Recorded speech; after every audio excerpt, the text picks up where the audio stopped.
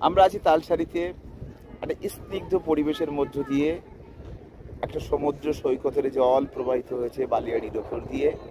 আমি আর আমার বন্ধু প্রতি আমার ভাই শফিকুল ইসলামের সাথে আমরা এই মুহূর্তে আছি বালিয়াড়ি। আসুন।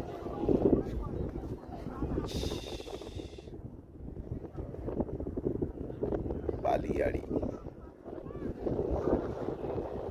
ছোট ছোট নৌকা এখানে আছে, কিন্তু অসংখ্য গরু দেখা যাচ্ছে। বালিয়াড়ি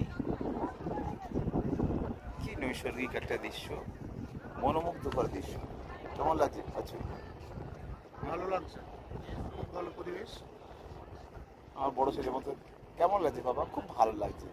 কিন্তু ছোট ছেলে হলে কত কথা বলে দিত।